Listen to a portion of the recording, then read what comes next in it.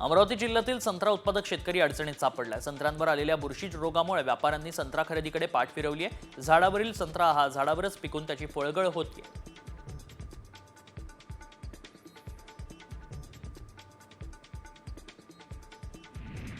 नंदुरबारमध्ये विषाणूजन्य रोगांचा प्रादुर्भाव झाल्यानं लाल मिरचीच्या उत्पादनात 50% पेक्षा अधिक घट झाली आहे। येत्या काळात लाल मिरचीच्या उत्पादनात प्रचंड घट येणार असल्याचा अंदाज बाजार समितीच्या वतीनं व्यक्त करण्यात आलाय।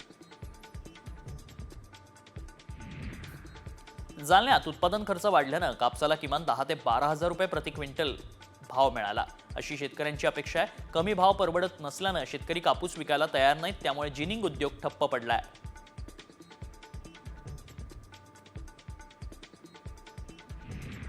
कापूस हंगाम संपत आला असूनही बहुतांश शेतांमध्ये कापूस वेचणी बाकी आहे। मजूर मिळत नसल्यामुळे काढणीविनाच कापूस शेतात पडू नये। वाढीव दर देऊन देखील मजूर मिळत नसल्यानं काढणीला आलेला कापूस काढायचा कसा असा सवाल शेतकऱ्यांसमोर उपस्थित झालाय।